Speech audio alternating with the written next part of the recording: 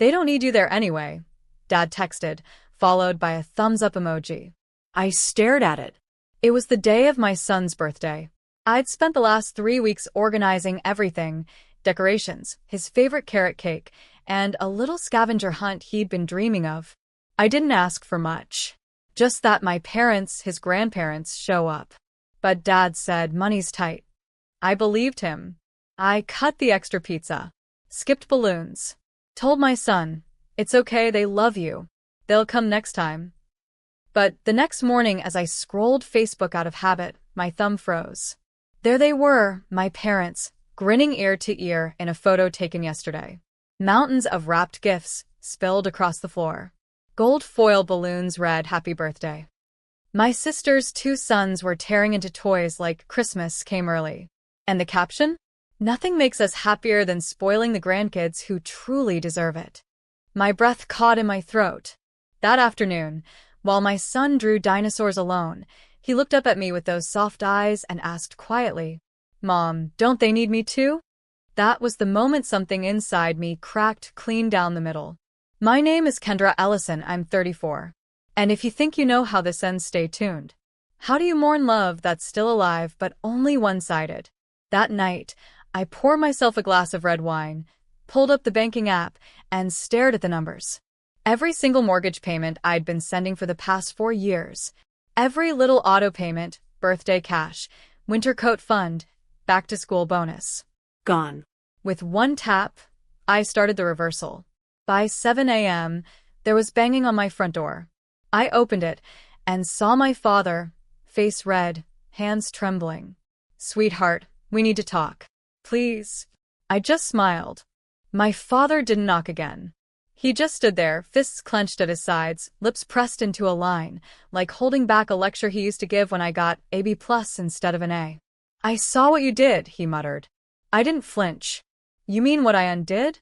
He stepped forward, eyes wild. Kendra, the mortgage, your mother's health, the taxes, we relied on that. I leaned on the doorframe. Calm. Measured. Quietly furious. You relied on me, I said. But apparently, I'm not part of this family, remember? He scoffed. It was one missed birthday. It was his birthday, I snapped. My son, your grandson, who sat in a room full of balloons meant for someone else. Silence. Then the flicker. Not of guilt. Of calculation. Fine, he said. We messed up. But it doesn't justify sabotaging your family. I folded my arms. I didn't sabotage anything. I just stopped pretending I owed you everything. That's when his voice rose. You don't get it. Your sister's husband is between jobs. They needed that celebration. You've always been self-sufficient. Oh, I laughed bitterly. So my punishment for being self-sufficient is to carry everyone else's weight forever? The sun cut across his face. He looked older than I remembered, but not fragile. Entitled. I'll be back, he muttered. I won't, I said, and closed the door. Inside, I sank into the couch. My son peeked from behind the hallway wall. Mom, was that Grandpa? I nodded. He hesitated. Is he mad? I looked him in the eye. Maybe, but I'm not afraid anymore. That night, my phone didn't stop buzzing.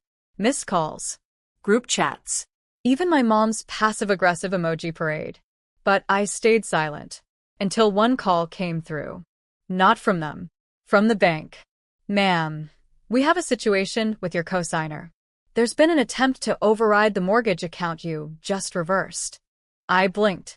The cosigner tried to override it? I repeated. The banker on the line sounded cautious. Yes, ma'am. Someone attempted to reestablish the auto payments using your name. But since you locked the account with a new authorization code, we flagged it. I smiled. Not out of joy, but out of bitter recognition. That someone, I said, was my father. Would you like to report this as fraudulent activity? I hesitated. No, I said finally. Just make a note and block any further access. Only I authorize changes from now on. When I hung up, the silence stretched. Not empty, powerful. I stood and walked to the mirror. For years, I had rehearsed gratitude in that reflection. Practiced my role. The good daughter. The quiet backbone.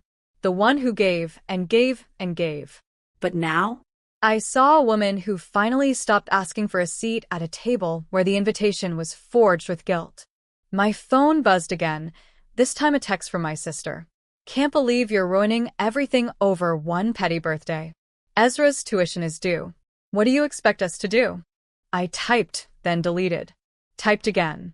Then finally responded. Ask the people you actually celebrated. And I hit send.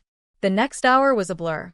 My mom left a voicemail sniffling about stress-induced chest pain. My uncle emailed me a lecture about family duty. Even my cousin sent a voice note saying I was hurting everyone. But not one of them said the words, "We're sorry." Not one of them asked about my son. At bedtime, I tucked him in. He looked up, voice small. Will they come next year? I held his hand. No, baby. But maybe that's a good thing. Because from now on, we weren't begging to be loved. We were choosing who got to stay. The next morning, my doorbell rang. I peeked through the curtain. It was my father, still in his suit from the night before, hair disheveled, eyes heavy like he hadn't slept. In his hand, a white bakery box. From the same overpriced cake shop I'd ordered from weeks ago. I opened the door, but didn't move aside. He cleared his throat, then gestured toward the box. It's chocolate mousse, he said. His favorite, right? I didn't answer. He looked past me, like searching for my son. We messed up, he muttered. Didn't realize how serious you were. I raised an eyebrow. Serious about what? Respect? Or being treated like I matter? He flinched like I'd slapped him. I brought the car seat back too, he added quietly. You left it at the park. That made my chest tighten. Not because of kindness, but because he remembered. The small, overlooked detail no one else would have noticed.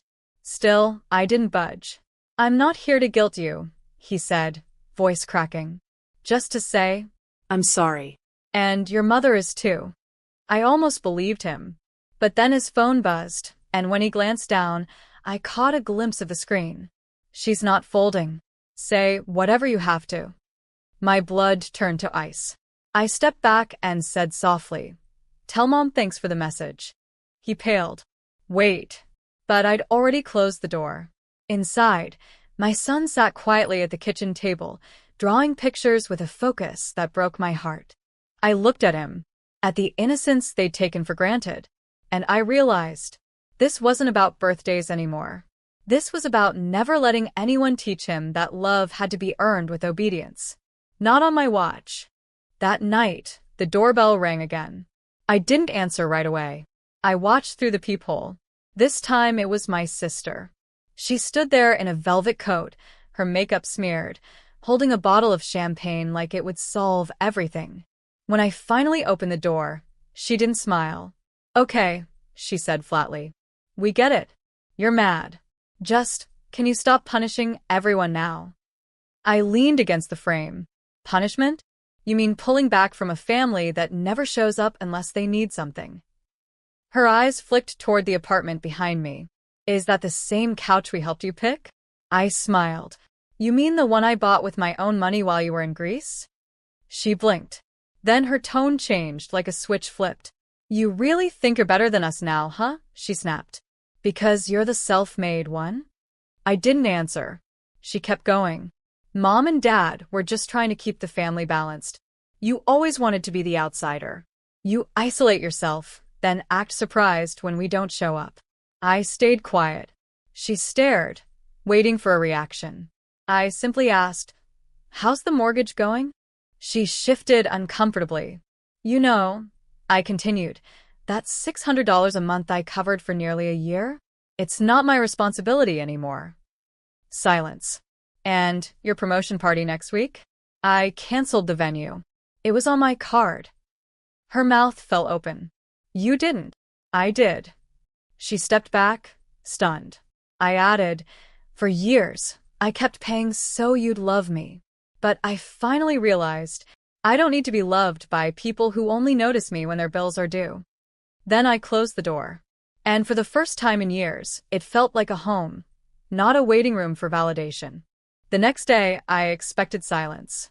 But instead, my father showed up. Not with anger. Not even with words. He stood there holding a grocery bag, like he was some kind of peacemaker. Inside it, a box of tea, a half-wilted bouquet, and a card that said, "Still family." I didn't invite him in. He shifted awkwardly on the welcome mat, glancing around like a man unfamiliar with the world outside his own rules. "I didn't know what your sister did," he said. "She shouldn't have said those things." I said nothing. He went on. "Your mom, she's just worried about the family falling apart." I raised an eyebrow. So am I. That's why I started building a new one, with people who don't see me as a debit card with legs. He flinched. Then came the real reason. "Listen," he muttered. "Your sister, she's in trouble. Her husband left. And the mortgage, well, they can't cover it." I almost smiled, but I didn't. Instead, I asked, "And now you want what? My forgiveness or my money?" He hesitated. "Both, maybe." I crossed my arms. "You raised me to believe that love was earned by what I gave. I gave money." Time. Silence. "You said I was strong, but that just meant you felt entitled to take more." He looked away. "You never noticed when I cried. Or when I succeeded. You only noticed when the check cleared." Still, he said nothing. So I stepped back into the apartment and gently closed the door. The lock clicked. Behind it, I wasn't angry anymore. Just done. Outside, I heard him let out a long breath. Then footsteps retreating. And for once, I didn't chase. Not for approval. Not for closure. Only for peace. That evening, my phone buzzed again. It was my sister. No emojis. No fake cheer. Just, "Can we talk?" I didn't respond. She sent another. I didn't mean for it to go this far. Still, I said nothing. Then came the final message. "I'm outside." I peeked through the blinds. There she was, standing on the curb, arms folded, mascara smudged, trying to look brave. I opened the door halfway. She didn't wait for an invite. "I didn't know Dad was going to ask you like that," she started. I told him not to. "But the baby." I cut her off. "You called my son forgettable. Do you remember that?" She blinked. "And you didn't show up to my graduation, but you flew to Bali the next day. Paid with what?" Her silence answered for her. I leaned against the doorframe. "You always knew I'd cover the mess. The bills, the tears, the broken promises. I was the safety net." Her voice cracked. "I didn't mean to make you feel used." I tilted my head. "You didn't make me feel that way. You just used me." She started to cry, softly, like someone rehearsed in guilt but unfamiliar with consequences. "I don't want to lose you," she whispered. But I wasn't hers to lose anymore. I stepped aside just enough for her to glimpse the living room behind me. Calm. Clean. Quiet. A space that finally reflected the life I was building. Without them. Then I said, "I hope your daughter never has to prove her worth to be loved." And I closed the door. Not out of spite, but mercy. Because healing sometimes means protecting yourself from the people who claim to love you most. A week later, I received a letter. Not an email. Not a message. A real envelope, with shaky handwriting that I recognized instantly, my father's. Inside was a single sheet. "We made mistakes. Too many. I don't know if an apology is enough, but if I don't say it now, I never will. Your mother and I failed you. And we failed him, your son. I won't ask for forgiveness. But I'm proud of the woman you've become. You deserved more. If you ever open the door again, know I'll be waiting on the other side. This time, not to take, but to listen." I read it twice. Then I tucked it into a drawer. Not out of anger, but because healing doesn't always need witnesses. I made tea. My son sat beside me, building Lego towers in the quiet glow of afternoon sun. "Mom," he asked, "are we okay now?" I looked at him, his eyes full of trust, of hope. "We're better than okay," I whispered. "We're finally home." There was no loud revenge. No fireworks. Just the silence of peace. the power of choosing who gets to sit at your table, and the freedom of knowing you no longer owe anyone the pieces they broke. My family built a home with conditions. I built mine with boundaries. They taught me silence. I turned it into clarity. And when they knocked again, I didn't answer. Not out of pride, but because the door they slammed shut behind me years ago, I no longer needed it open. I built my own, one brick at a time. For me. For my son. For the version of me they tried to erase.